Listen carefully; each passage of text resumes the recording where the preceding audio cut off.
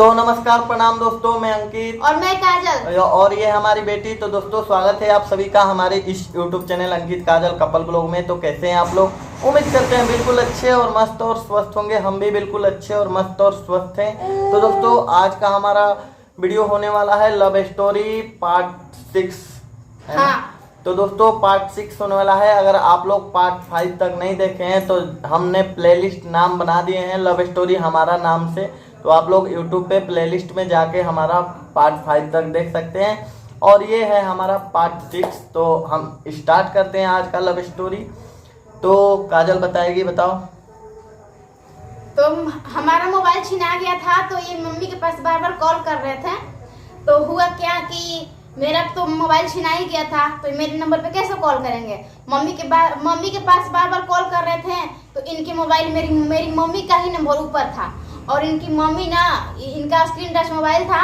इनकी मम्मी अंगूठा लगा करके, नींद में अंगूठा लगा करके इनका मोबाइल खोल करके और नंबर देखेंगे, ऊपर में नंबर था, वही नंबर निकाल ली। इनको क्या पता था कि इनकी हमारी मम्मी का नंबर है।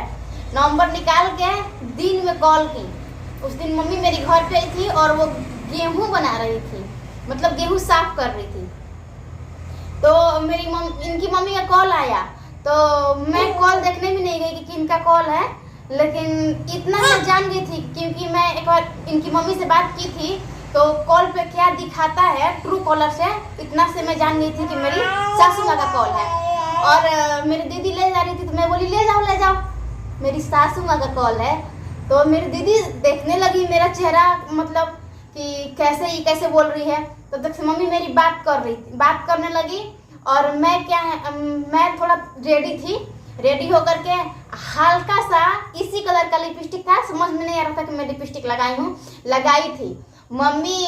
इनकी मम्मी और मेरी मम्मी आपस में बातें कर रही थी, यही कि मेरा लड़का ऐसा है, मेरा लड़का ऐसा है, मेरा लड़का ये करता है, वो करता है। मेरी मम्मी उधर से मेरी लड़की ऐसी है, मेरी लड़की ऐसी है, मेरी लड़की बहुत खराब है। इनकी मम्मी मेरा बेटा बहुत खराब है। मतलब दोनों लोग अपना ये बता रहे थे कि मेरा गलत है, ये भी मेरी लड़की गलती है, सब बता रही थी ताकि शादी ना हो।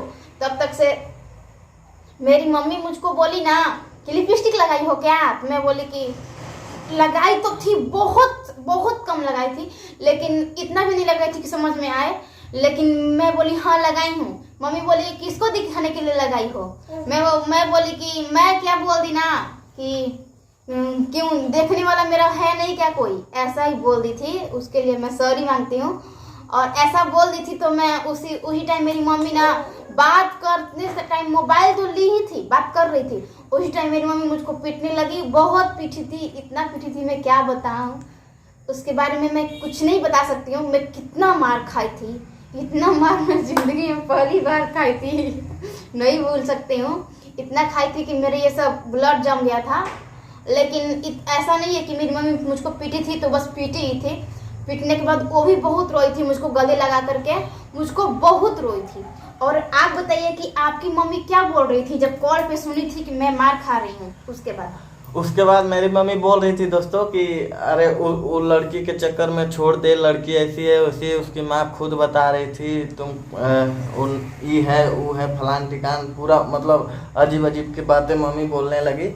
और काफ़ी मुझे भड़काया जा रहा था, मत निकलना और बाहर मत जाना, उसके घर वाले तुझे खोज रहे हैं मारने के लिए, ऐसा कुछ बोल रही थी मेरी मम्मी।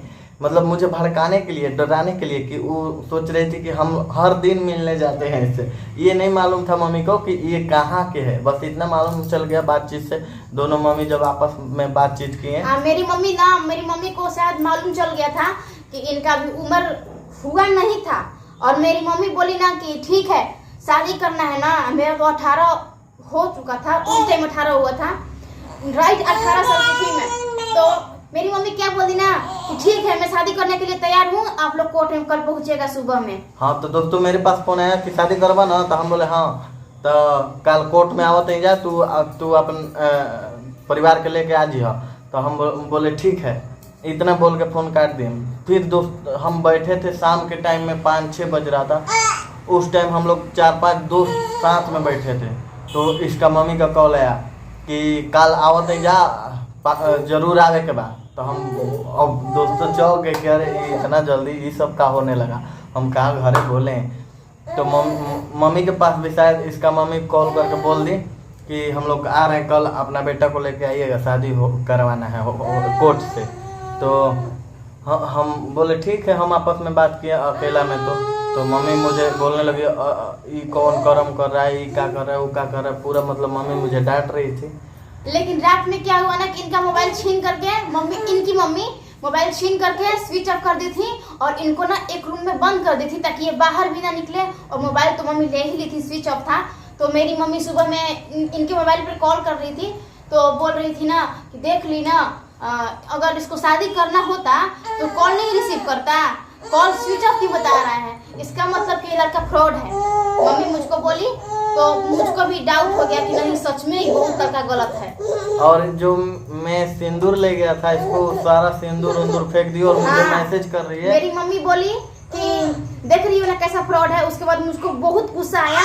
मम्मी बोली कि फेंक दो। सब मैं फेंक दी और फेंकने के बाद मैं इनको ना मैसेज की। कैसे मैं बोली थी थोड़ा यही बता दीजिए। मैसेज की कि तू धोखेबाज है, तेरा दिया हुआ सिंदूर मैं फेंक दी हूँ, तेरा मंगलसूत्र भी दिया हुआ तोड़ दी हूँ, ये हो तुम धोखेबाज हो, ये हो, आज के बाद मेरे पास कॉल फोन मत करना। अब मैं मैसेज कर रहा हूँ इधर से कि अरे ऐसा बात नहीं है, मेरा मोबाइल छीना गया था कल, मेरा बात का विश्वास करो। अब इसके पास मैसेज, शायद इसके पास उस टाइम से मोबाइल ही नहीं पास में रह रहा था, इसका भी मोबाइल छीन लिया गया। मम्मी के मोबाइल से ना आपको मैसेज की थी? हाँ, तो वही मतलब मेरा मैसेज लिस्ट में कर देती थी तो कहाँ से आएगा? हाँ, तो मैं इधर से खूब मैसेज किया कि नहीं मैं ऐसा नहीं हूँ, लेकिन इसके पास मेरा मैसेज पहुँच ही नहीं पाया। तो कुछ दिन बाद और मेरी मम्मी क्या बोली थी, तुम्हारे जीते जी मेरी बेटी विधवा हो गई। हाँ, तो फिर हमारा तो आप बोले थे ना कि नहीं विधवा नहीं हुई है, आपके कहने से विधवा हो जाएगी, नहीं हुई है आप बोले थे।